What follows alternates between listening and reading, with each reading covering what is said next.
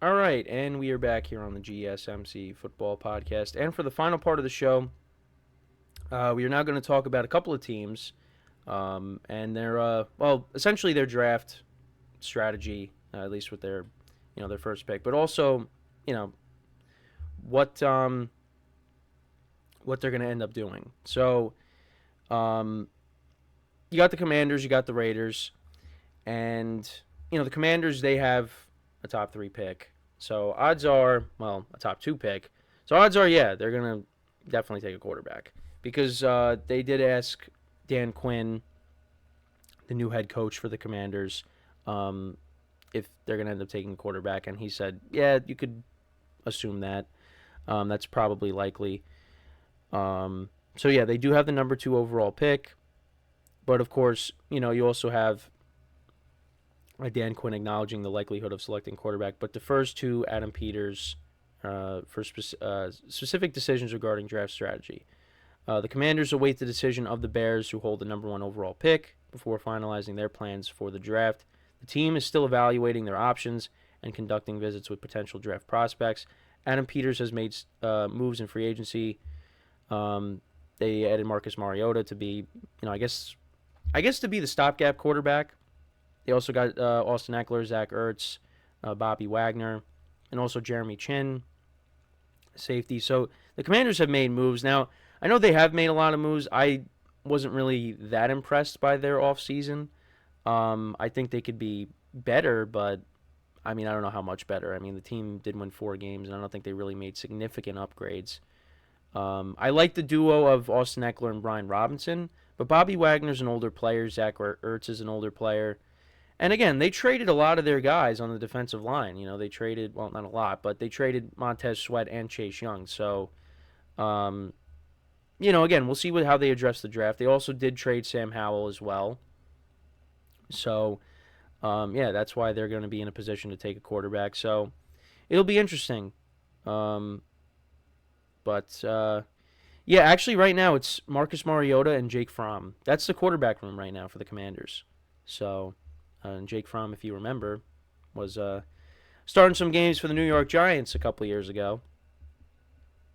Um, but yeah, they're going to take a quarterback. Now, again, you have Terry McLaurin on the offensive side of the ball as well. And I know it's that quote he said when he wasn't getting targets. He's like, yeah, I ran a lot of cardio. So, new year, new system, new quarterback. Let's see, if Terry McLaurin won't just be running cardio next season. But, yeah, so, I mean, they're probably going to end up getting, if Caleb Williams gets drafted by the Bears, odds are it's probably going to be Drake May that ends up getting taken. He's been rising. Well, he's been rising, then he's been dropping a bit. Like, I don't know. You hear so many different things. With the draft. I mean, we don't know what's going to happen until we actually get to the draft. But, yeah, I mean, they're going to take a quarterback, and then the Raiders. Let's see what they end up doing because they're further down. They could trade up. It's possible. The Raiders, I think, are in a better position than, well, not draft position, but like in a better position to be more competitive next season. At least because I like what they have on the offensive side of the ball. I mean, on defense, the defense played better. They've also added Christian Wilkins, so I like that for them. Now they just got to figure out quarterback. I mean, Gardner Minshew's probably going to end up being the starter. But I did want to talk about Antonio Pierce because he was saying how Aidan O'Connell deserves the right to at least compete for the starting job because that's who ended up taking over for Jimmy Garoppolo when they ended up benching him. And Aidan O'Connell was okay. I mean, the Raiders did win some games. They did win an Arrowhead with him, even though he didn't complete a single pass after the first quarter, but was a part of that win. Also was a part of that beatdown of the Chargers on Thursday night when they put up 60 points in Brandon Staley's last game as a head coach for them. But yeah, I mean, he's been okay. But yeah, Antonio Pierce, he emphasizes the importance of the draft in filling out the quarterback room and indicates trust in general manager Tom Telesco. It's a guy that's worked with Peyton Manning, Andrew Luck, Phillip Rivers. He's been involved with guys like Peyton Manning, Andrew Luck, Phillip Rivers, and Justin Herbert. But yeah, at least what I have here, Pierce does acknowledge that O'Connell's performance in the previous season has earned him the opportunity, like I said, to compete for the starting role. I mean, I think if Gardner Minshew ends up being the guy, he should be the guy. But again, it all depends on what they. I mean, I think you got to draft a quarterback because I don't think Aidan O'Connell is the long-term answer. But yeah, they're gonna get the guys that are gonna be around their draft position, which is actually where are they drafting? They're in. Are they in the top 10? I have to look quickly.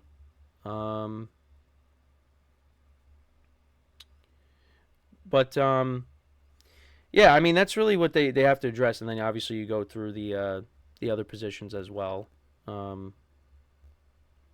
Because I think you still got to continue to add to the defense. Yeah, so the Raiders actually hold on. So they have so they're 13th. They finished 8-9 last season. So yeah, they got the 13th pick. So maybe there's a chance that maybe they end up trading up. That's always possible. I mean, I don't see the Commanders being, the other team I talked about here. I don't see them being a team that's going to trade down unless, someone gives an offer they can't refuse. Because odds are the first 3 picks, it's very likely that the first 3 picks could end up being quarterbacks. Because you got the Bears are going to take one, the Commanders, and then the Patriots. So maybe the Commanders end up taking Jaden Daniels. I said Drake May, but maybe Jaden Daniels ends up getting taken instead. But yeah, the Raiders, they're the 13th pick. I mean, maybe there's somebody that maybe they end up, unless they have an opportunity to trade up and get somebody they really want, maybe they do that, or they could trade down as well. Maybe try to get someone towards the back end of the first round. I don't know. Again, that's just all. It's all speculation, but again, I like the position that the Raiders are in better than the Commanders. Even though the Raiders are playing in a division with the Chiefs. But, again, they did beat the Chiefs in Arrowhead. And Antonio Pierce has talked about adopting that, Michael Jordan strategy. But now it's the Jordan rules. Now it's the Mahomes rules. So,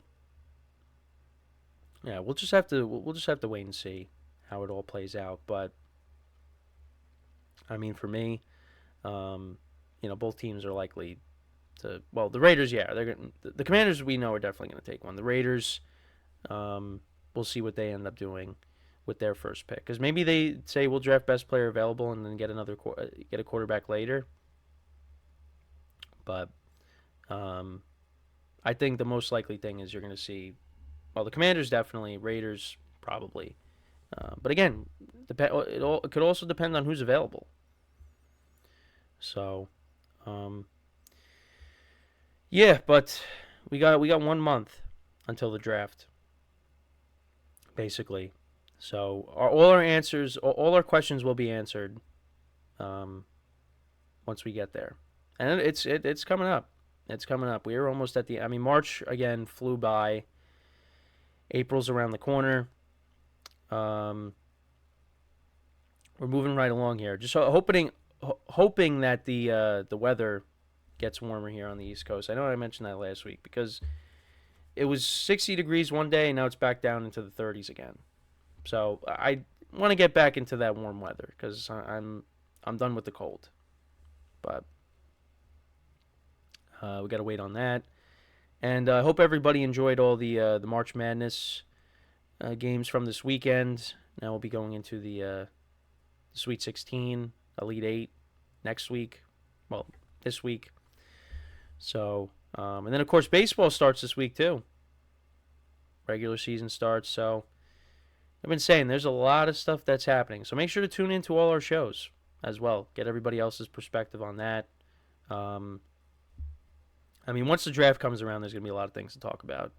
Um, but yeah, I mean these right here. These are two teams I just talked about that are going to need quarterbacks, and I think at least for the Raiders they're in a better position. The Commanders, I mean, we'll see.